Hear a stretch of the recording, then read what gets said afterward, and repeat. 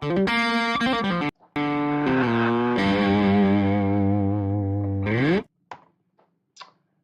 good afternoon. How's everyone doing? It's Dr. Roddenberry coming to you live from Willow Springs, North Carolina. Looks like we have Mira here in the classroom as well as a couple of other people. If you're here in the classroom, go ahead and type a hello in the chat bar. Let me see you here. I'll bet you Nalisa's here. She seems to be here every class. If you're here, Nalisa, say hello. I'd like to welcome everybody to the broadcast today. It's kind of a rainy day outside, not too awesome for doing anything outside, so it's a great day for being inside with me today. Hello, Nelisa. Good to see you. Thanks for coming today. Mira, me, what's your, if you don't mind, what's a name I would recognize? I don't quite recognize that name. Not that it matters, but I just want to know who's here so I can say hello. Oh, Tamara. I was wondering where the mirror came from. Tamara. Good deal. Nice to see you. Well, I'd like to thank everybody for coming today. And we are talking about the second part of Module 2, Ghost in the Machine, Part 2.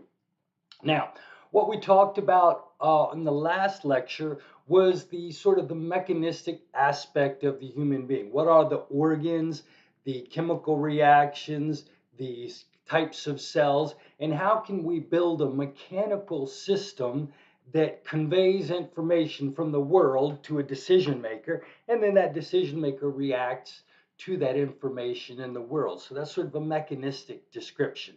Now, if you'll look in the introductory material of this class, and remember back to our first lecture, I told you that all psychology starts in philosophical debates.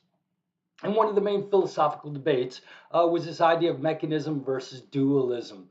Could we end our explanation of how humans function at the level of the biology, at the level of the organism, or is there something over and above the mechanistic system that controls said system? That is to say, is there such a thing as a soul? And dualists and mechanists philosophers argued back and forth over this for thousands of the years. And in fact, this week's lecture, Ghosts in the Machine, is sort of a tip of the cap to Gilbert Ryle, who was a mechanistic philosopher who sort of ridiculed the idea of the soul as being ghosts in the machine. That is to say, if there's a ghost running the machine, then who's running the ghost? And at what point do we get to the end? And what is it about human beings that really controls us? I know each and every one of you feels like you own your body. Do you know what I mean? What does it mean to own your body? We all have this sense of an ego, I. And when I talk about this as my arm, who is the my I'm talking about? When I say that you hurt my feelings, who is the my that I'm talking about?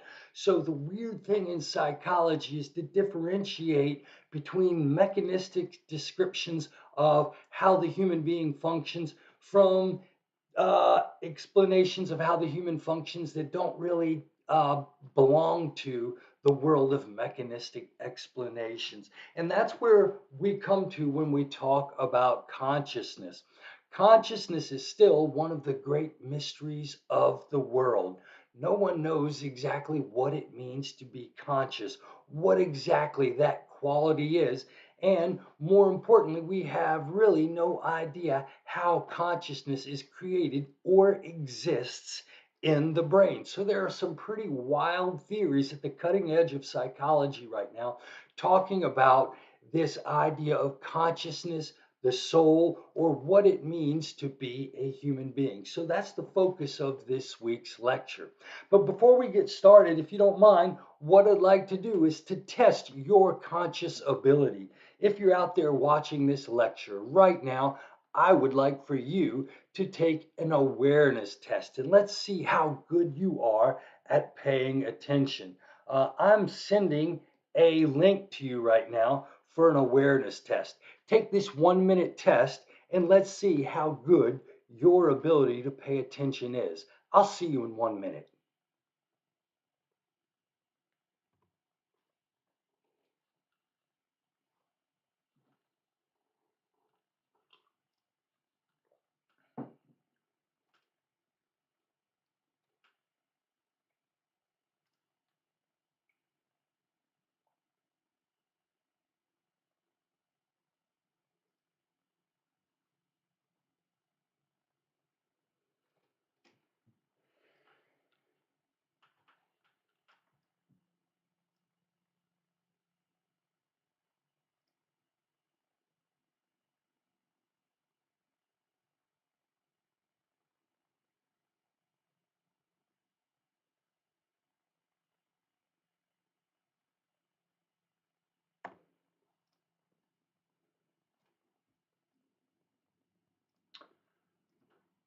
Okay, so what did you think of that video?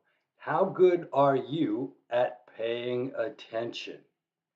That is to say, Nalissa, did you see the moonwalking bear? What was it about that that makes it so hard to see? This is a very, very old famous experiment in the science of psychologists. And what they find is that about half of the people who watch this video fail to see the moonwalking bear. It's almost as if that bear that walks right across the front of their eyes, it doesn't get into their mind. How is it we can build a system that explains what happens to information that gets into your eyes? We can build that system, but what is it about a system that allows something to pass right before our eyes and we don't even notice it? That's the amazing thing about consciousness. I'm going to wait and see. Now, listen, Tamara, did either of you manage to see the moonwalking bears? Did any of you happen to see that? I'd be curious. I'm going to go ahead and begin the lecture again. So this is one of the interesting demonstrations about consciousness. Is it's a very didn't. Ah, Tamara did not see it. I didn't see it myself. And the crazy thing is, Tamara, once you do see the moon walking bear, you can never unsee that bear. But we know that it walked right across your vision, and yet you didn't see it. And so that's the weird thing about consciousness. It's sort of this expectation, readiness to perceive the world that we may or may not have. And this is hard to explain in a physical system. So let's talk a little bit about conscious experience. This is a slightly more difficult problem than identifying neurons and areas of the brain. So let's talk about the human consciousness as being composed of two things. When we talk about perceiving the world, we talk about sensation and perception. Okay? Sensation is actually the sensory experience that is transmitted through your fingers, through your ears, through your eyes to your brain. You can think of sensory experience as the pattern of activity that occurs in your brain.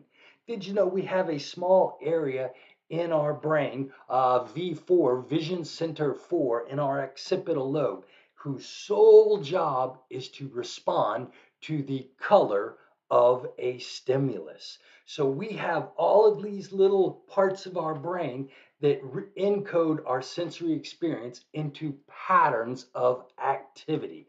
This is what we call sensation. However, there's a second process which goes on, which we call perception. And tonight, in the second webinar for this particular section, we're going to talk about some visual illusions that show how human beings make patterns of sensory information into meaningful objects and what happens when parts of these systems break down. So, for example, look underneath me. What do you see? Now, sensation would say you see LO something in red and then E. That's the pattern of sensory neurons that you have going into your brain. However, each and every one of you know that what that is that's love with the V laying down on the ground. You have actually added meaning and figured out what it is you are looking at. That's what we'll call perception.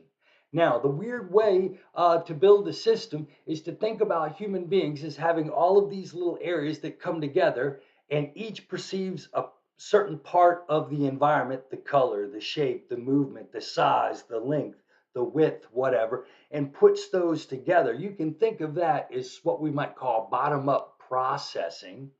And that's one way of thinking about how human beings build the world inside their mind. But the weird thing is, human beings have expectations, and these expectations cause us to make guesses about what it is we see in the world. If your system was simply built on bottom up processing, such that you see color and shape and then put those things together into larger images and then larger images, if there was a missing piece in that image, like the V laying on the ground here, you wouldn't be able to determine what it was you were looking at. However, the human brain is able sometimes to make guesses about what it is it's looking at. We'll call this top down processing. And human beings, in a sense, have habits in the ways that they look at the world. So, for example, Melissa, you and your siblings all failed. You didn't see the dancing bear. I didn't see it either. Neither did Tamara. And this is because I set an expectation for you. You were supposed to watch the team in white. So your brain set itself up to perceive only things dressed in white. That's sort of top down processing. Your brain said, block out everything that's not dressed in white. And so obvious things that were in your field of vision were ignored because your brain set expectations. Think of top down processing, the human being, as being a set of expectations. Not only do we have areas that process information, but the weird thing about human consciousness is we have a set of expectations that drive how we see the world. I don't know if you ever heard people say, I'll know it when I see it. Okay. Well, really, I would say you'll only see it when you know it. So it's weird how the human being works on a set of expectations. Let me give you some examples. Human beings, the weird thing is when we come into the world, we have no experience with the world. Okay. Little babies are in this world of blooming, buzzing confusion. You're seeing colors, shapes, lines. Everything's just going around, and children don't have a set of expectations for how the world is organized. But very early in life, children begin to figure out rules about how the world is organized. And the first thing they figure out is that there are objects in the world, and then there's a background in the world. So if you were looking at me right now, you folks are probably watching me move, and you see me, and I am the figure on your screen. If you look behind me, you see my office. The office is the ground. So one of the things that children learn probably in the first 3 or 4 months of their life is that the world is composed of things that are moving and things that are in the background. Now look around the room that you're in right now and notice the objects that stand out and then the background you find them in. Our brain is set up to look at the world in terms of backgrounds and figures. Have you folks ever seen the figure ground principle where they have the two faces or it's the vase? And the question is, do you see the vase or do you see the two faces? I don't know if any of you have ever seen that before, right? Right? But what's happening there is your brain is jumping back and forth, and the vase is the ground, is the figure once, and then the faces become the figure. And what's happening, the reason that your mind bounces back and forth is because usually faces are the figure and then things are in the background, but sometimes objects like vases, are in the foreground. And so the reason people find that visual illusion weird is because your brain is jumping back and forth. Oh, I see two faces. Nope, I see a vase. Nope, I see two faces. Nope, I see a vase. And it's switching back figure ground. And so that is sort of the first basic rule that human beings learn when they're trying to figure out what their world is like. You have this new brain and it's sensing the world and it's building up rules for how things work. Figure ground is like the first principle. Now, there are some other principles that we learn pretty early in life that help to us to organize our world into chunks. And that's what these principles of perceptions, these Gestalt, they're named Gestalt Principles after the Gestalt psychologists from the 19th, 20th century. You don't need to know about these German guys, but they were the Gestalt psychologists. And they said that there are rules we learn about how the world's organized. So if you look over in A right there, proximity, what you're going to notice is that instead of seeing 19 blue dots, what you see are three sort of groups of dots.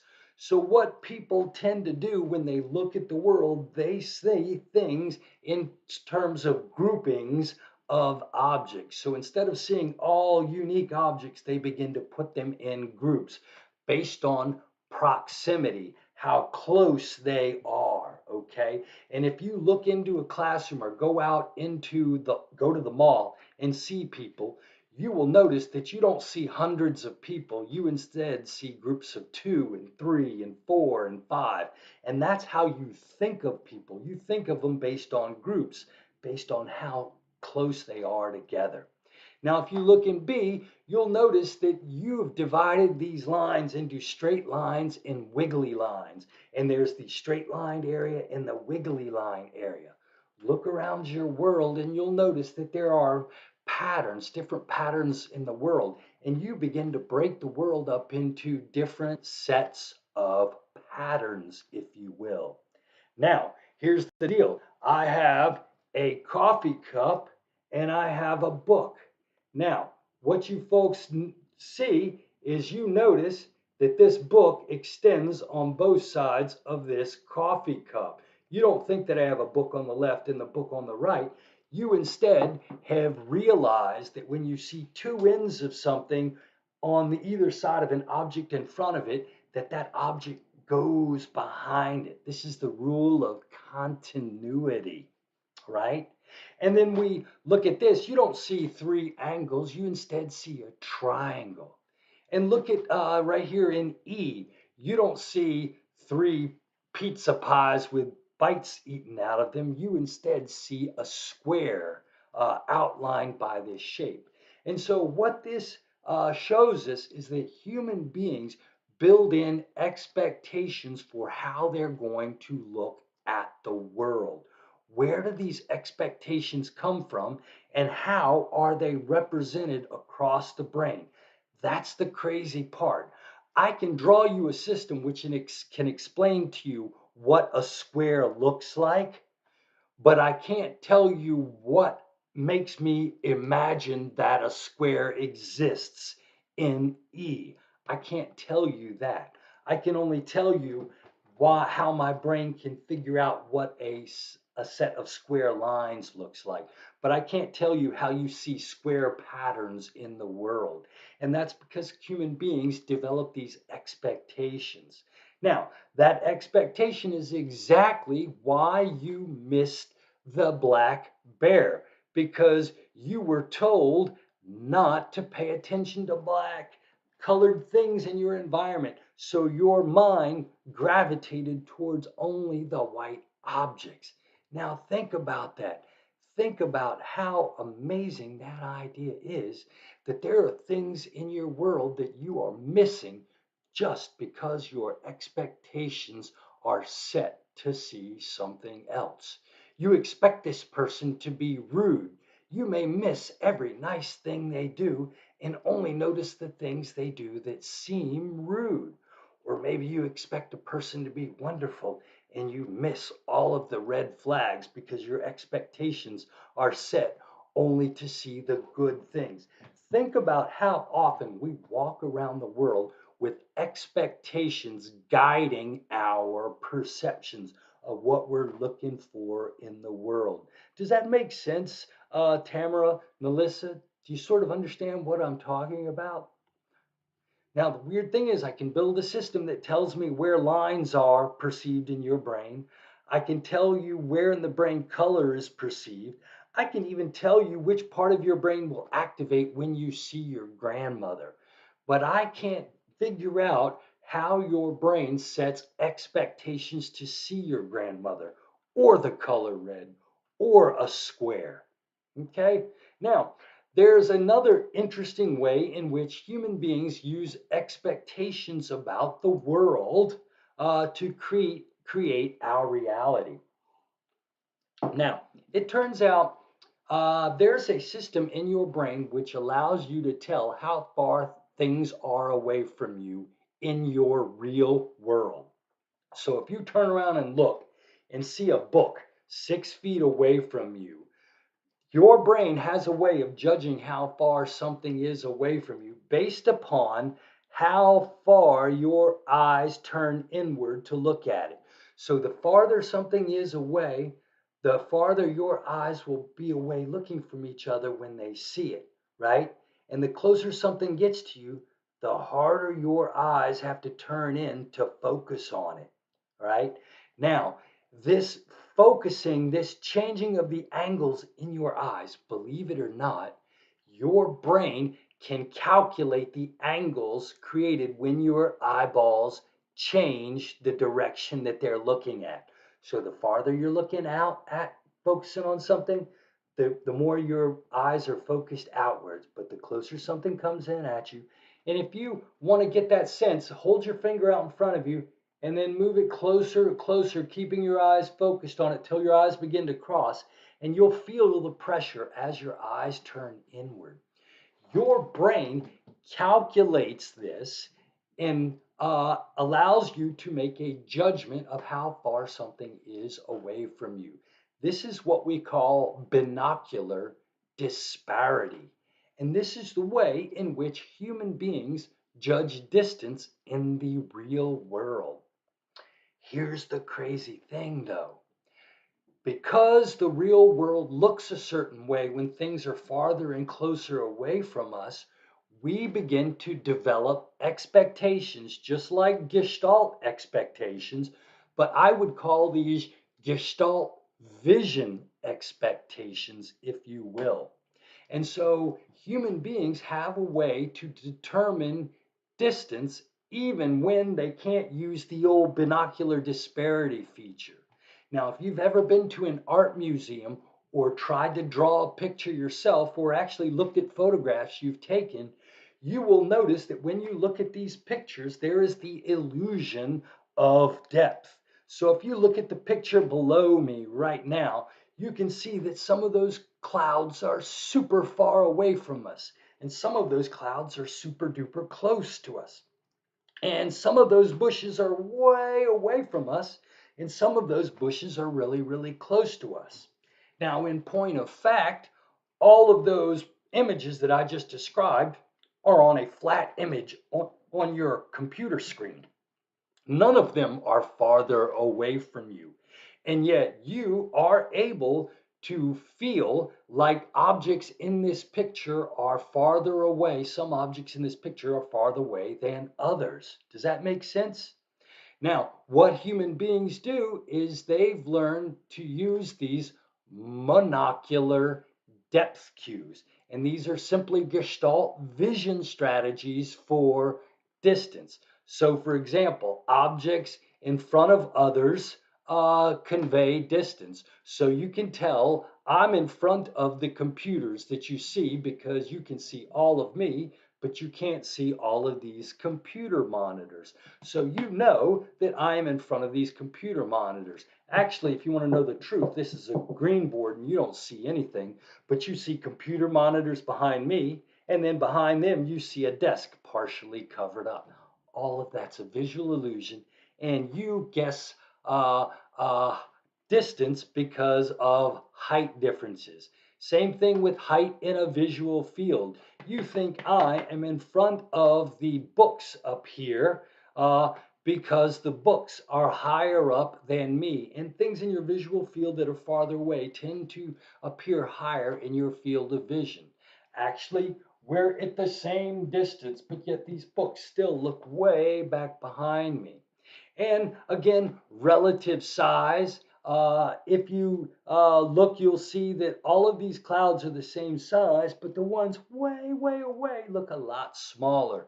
Your brain knows that they're supposed to be the same size, and then it computes the actual size difference on the retina, and it judges height based upon that.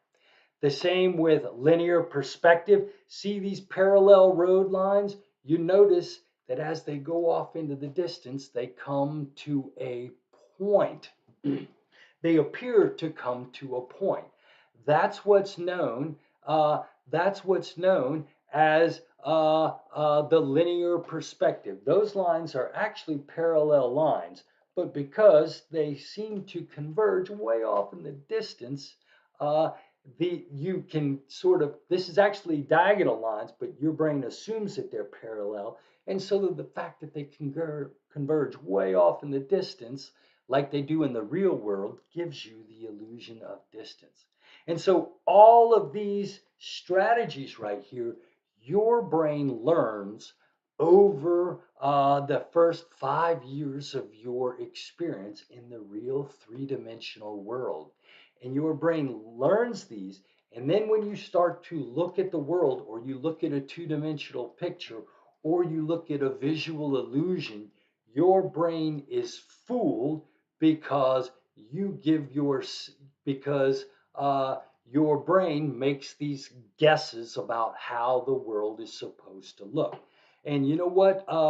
If you come to the second night of the uh, of the Ghost in the Machine webinars, uh, will be about visual illusions. And I'm going to show you some surprising ways in which your brain actually tricks you into seeing things that really aren't there. You'll find it very interesting. Any questions? And so what I want you to think of is these Gestalt vision cues on this last page right here, perception, and these perceptual principles of monocular vision. These are ways in which our brain learns what it's supposed to be seeing in the world. Okay?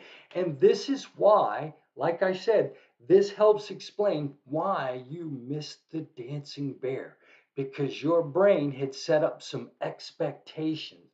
And when your brain has expectations about what it wants to see, it is super duper hard to see other things. If you've ever seen a magician, those magicians that do card tricks and sleight of hand, that's because our brains are trained to look in certain places, to follow action certain ways. And we are almost blind to things that don't happen in these predictable ways.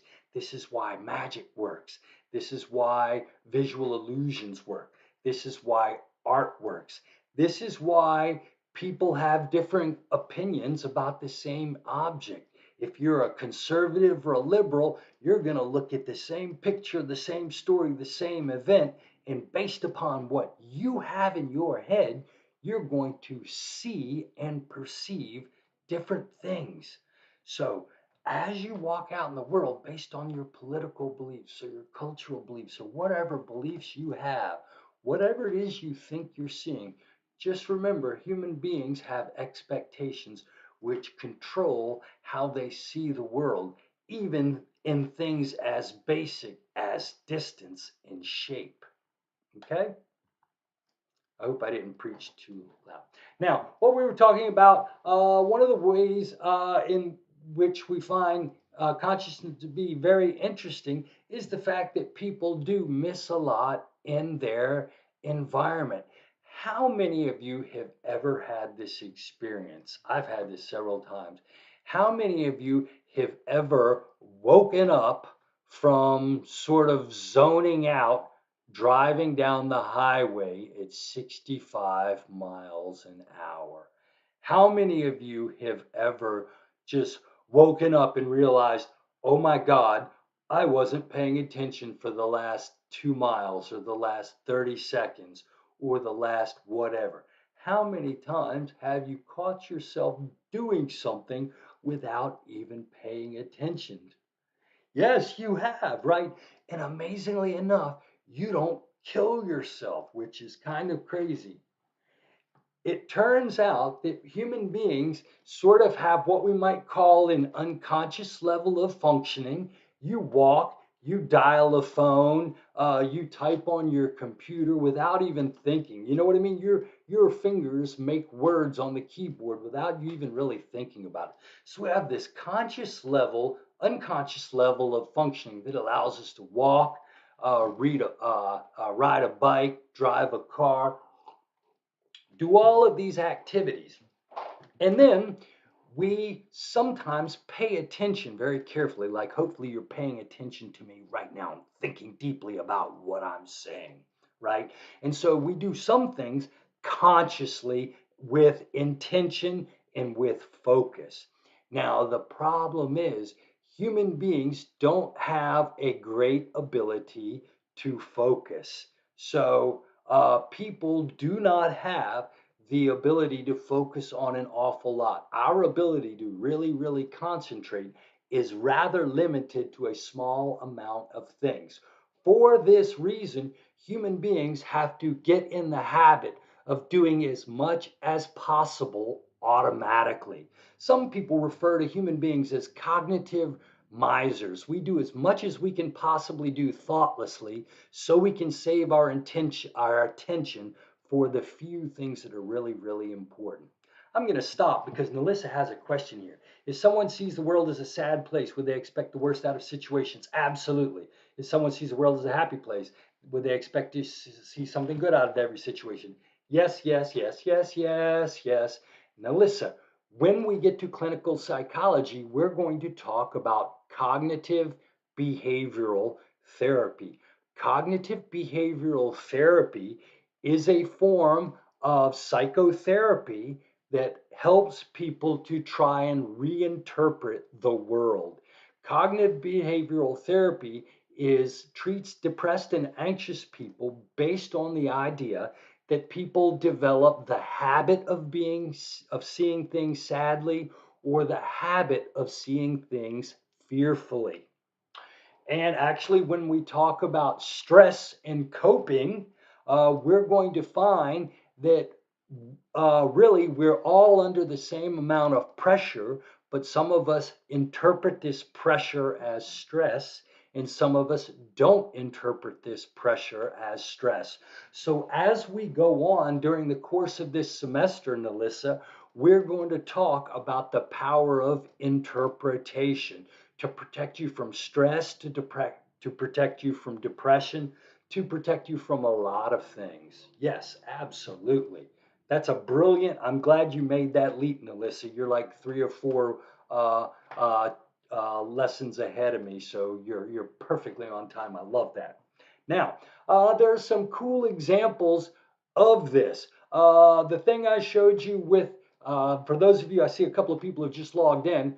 We did the attention test earlier in the class. Go back and look at that video. The demonstration that we looked at earlier, where you were trying to watch the people with the passing the white basketball, that's an example of inattentional blindness. You just were not able to pay attention to certain parts of the environment because you were asked to pay attention to something else. Inattentional blindness is how street magicians work.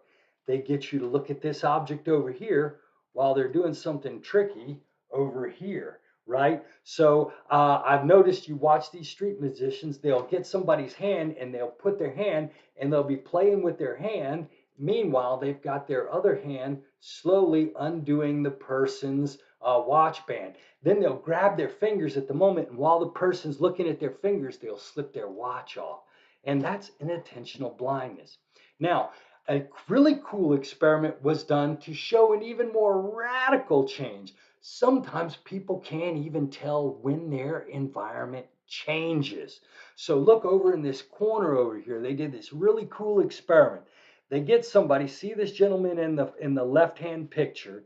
He's got he's got he's got let's see. So what they do is they have a guy come and start asking for directions to people on the street. As the person is asking directions, they have some people carrying either a plate glass covered in paper or a piece of wood. So imagine you're having a conversation on the street and two rude workers walk between you with a big door. Okay, so they set this experiment up, and I'll show you this on Thursday night too when you come to class. Uh, they have a person go up there and they start a conversation asking for direction. A person comes by, and as this thing comes between these two people, the person asking direction grabs the board and walks away, leaving a completely different person asking directions. And the question is, will a person not realize that they are talking to a different person than they started a conversation with 15 seconds early? And what they find is that about 50% of the people, again, don't even realize when they've person they're talking to has changed like this. It's amazing. I'm going to show you this tonight. I'm going to blow you away if you come to webinar by showing you all the ways in which your mind just doesn't work. Okay, and so this is called change blindness. So the bizarre thing is, human beings even have trouble knowing if things change or are in their environment. And it's because we have this very, very minute ability to truly, truly focus. Now, when we get to cognitive psychology, I'm going to teach you how to train this conscious awareness such that it allows you to remember things as efficiently as possible. If you want to remember things, you have to learn how to focus this little bit of awareness you have and use it properly. So, not only is it about not missing things, but it's also about learning how to think about things properly to get them into your mind. Okay? Now, did you know that if you live to 85 years of age, you're going to spend about 27 years of your life in suspended animation, where your conscious awareness is going to appear to be gone. You're going to be laying still, unaware of the world going on around you. Human beings spend 8 hours a day on average every day of their life in suspended animation, in this unmoving, unaware state. You're going to spend 30 years of your life in suspended animation. What is it about this conscious level that is so important that you're going to spend 30 years like this? So, one of the types of consciousness that psychologists like to study is the way consciousness changes for human beings every day, and specifically this form of consciousness we call sleep. All right, so first I'd like to start with a little biological explanation. Human beings have this 24-hour of sleeping and waking that's known as a circadian rhythm. So human beings are very rhythmically get up and go to sleep. Their consciousness changes very rhythmically. Now, I bet most of you are young and don't have children, but if you've ever seen a newborn baby, what you're going to notice is that newborn babies, for the first 6 or 7 weeks of their life, do not have a rhythm of sleeping and waking. They're just random little sleeping and waking and crying monsters.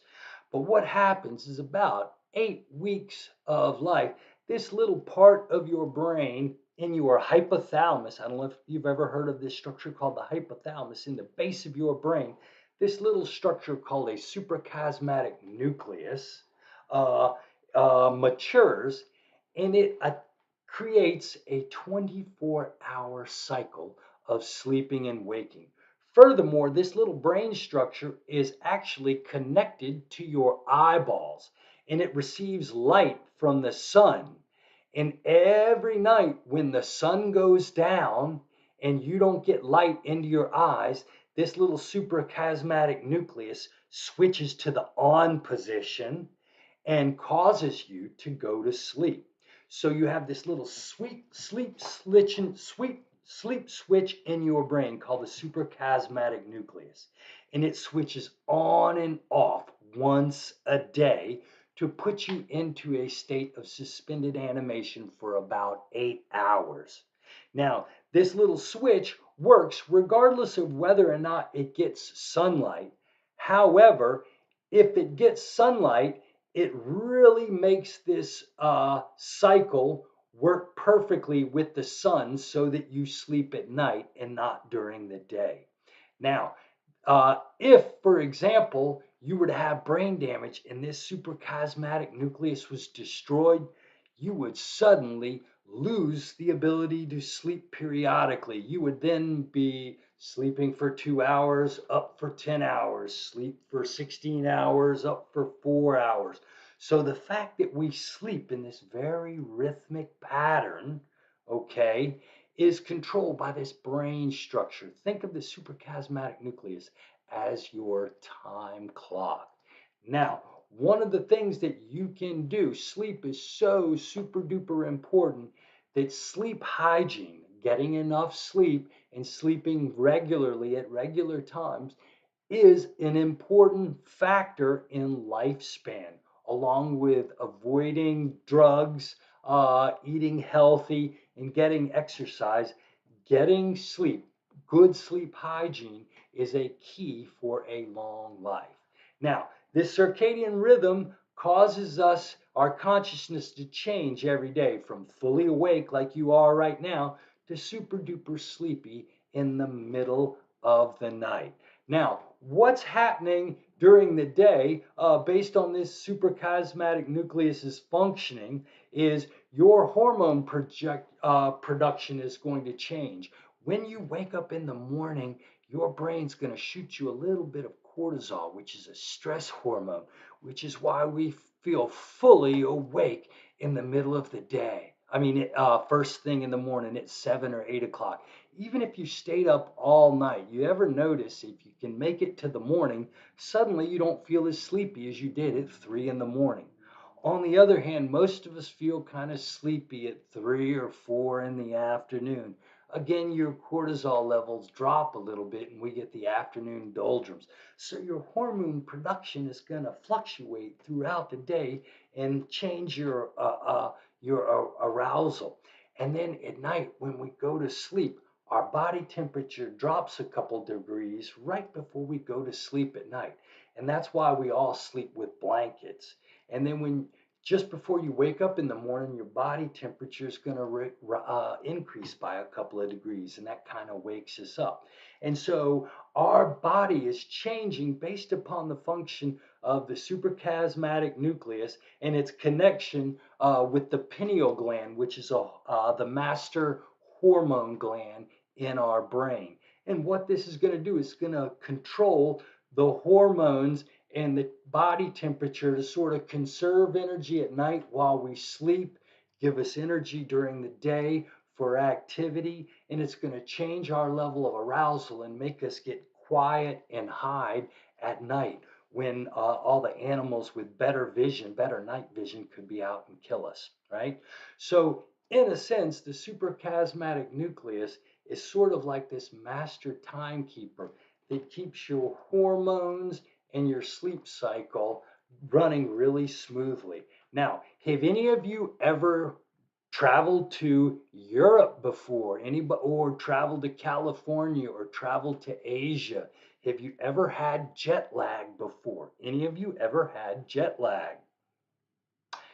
If you've had jet lag, what happens is your body changes relative to the position of the sun in a really quick time. So right now it's 1:44 here on the East Coast. But if I automatically found myself in Dublin, Ireland right now, it would be 8 o'clock, a different time of the day. And so what happens is your suprachiasmatic nucleus is controlling all of your biological systems based upon the position of the sun. When you travel east or west, you change your body's biological system relative to the position of the sun. Your day either gets shorter or it gets longer. And so that feeling of yuckiness, which we call jet lag, that happens for a couple of days, is as your is what happens as your pineal gland and your hypothalamus are trying to rebalance your hormones in your body systems relative to the new position of the sun. Does that make sense? I hope that made sense. Now, the weird thing is, if you look over here on the left, you can, this is what you would see on an EEG. When you travel to Minnesota, wow, okay, a couple of hours. Even that. It depends. Some people have different sensitivities to jet lag. Now, one of the things that the brain does release when we sleep at night, I believe, is no, I'm not even going to say it because I'm melatonin. Melatonin is released in your brain at night when you go to sleep. And so, one of the things that they suggest when people travel or are traveling east or west and might have jet lag, they tell you to take melatonin pills right before you travel. And supposedly that eases the transition and the severity of the jet lag. Now, what you see over here are EEG waves. If you put electrodes on people's brains, what you're going to notice is that based upon what they're doing, their brain's going to generate electrical activity. Your brain is one big battery generating electrical waves, and I can put electrodes on it and I can measure those electrical waves. And what's going to happen, crazily enough, is depending upon what you're doing at any given time, the electrical activity generated by your brain is going to change. If you're paying attention to me right now, still focusing on my lecture, your brain is producing what we'll call beta waves, focused attention. If, on the other hand, you're sitting back, chilling out in front of the TV, sort of relaxing, your brain generates these things called alpha waves, which are a little more relaxed.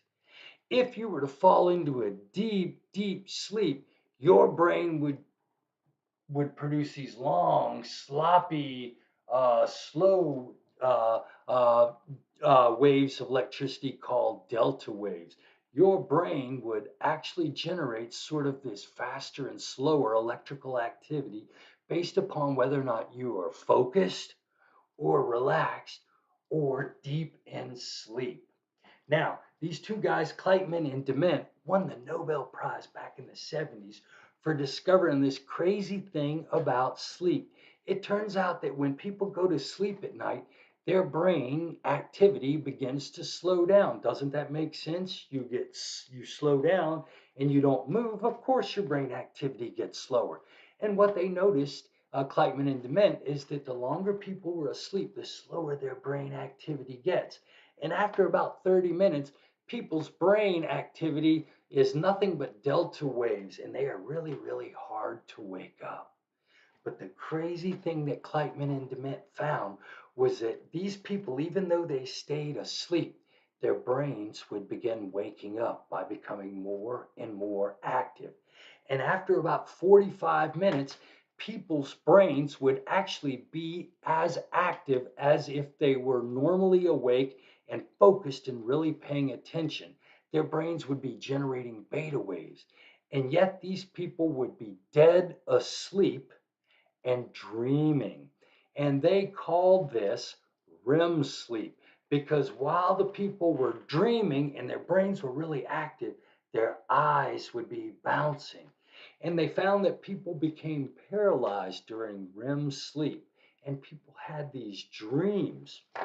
Okay, and so if you look right here, Kleiman and Dement found that people's brain activity changes as they go to sleep, and our brains do this crazy thing by slowing way down and speeding one way up.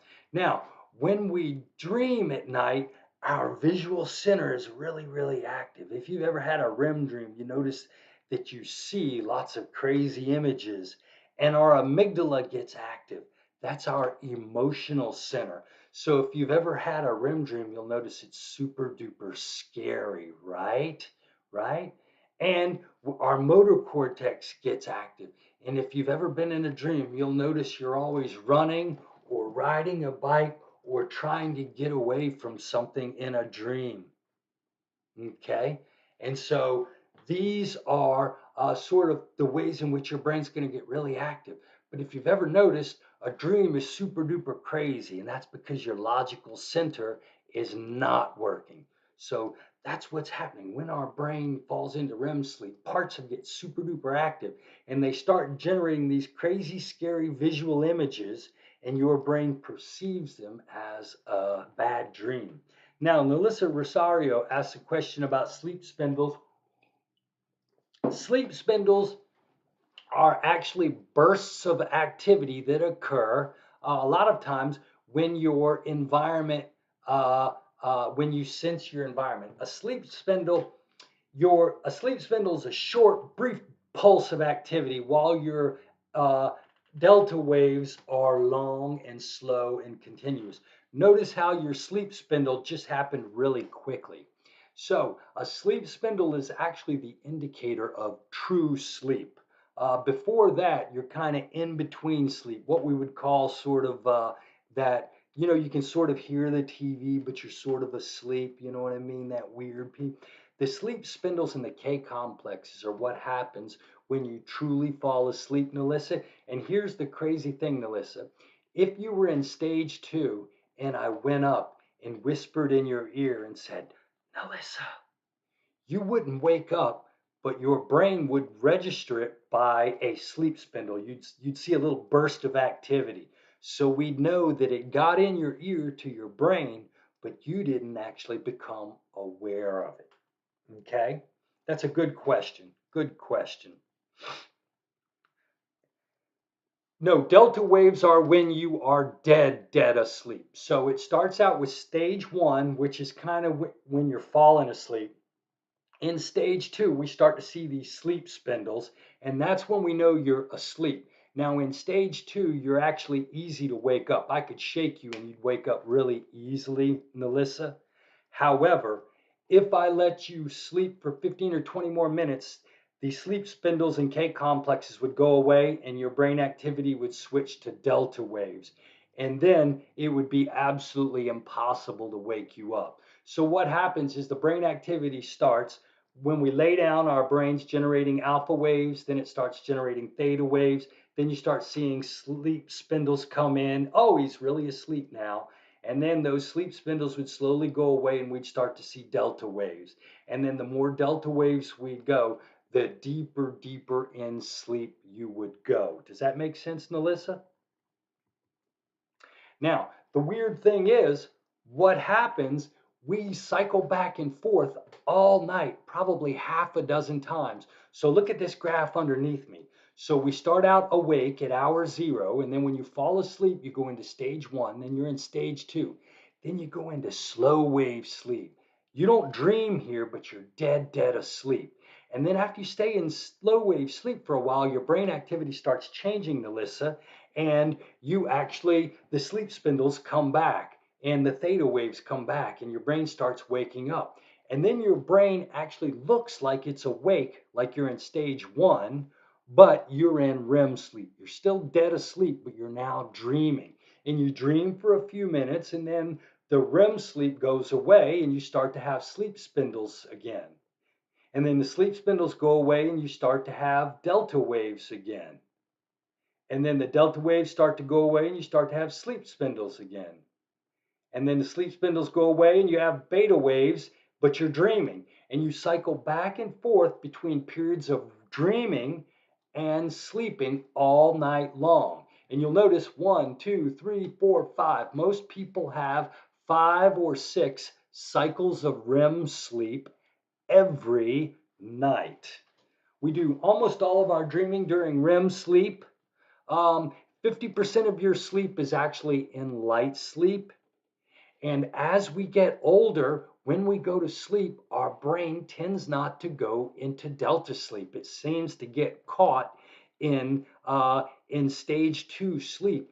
And this is why a lot of older people, people in their 50s and 60s, report sleep problems. Go talk to your grandparents. I guarantee you, at least one of your grandparents will complain about not being able to sleep well, not being able to stay asleep, or getting up earlier than they want to get up. And this is because deep sleep goes away as we get older. Okay?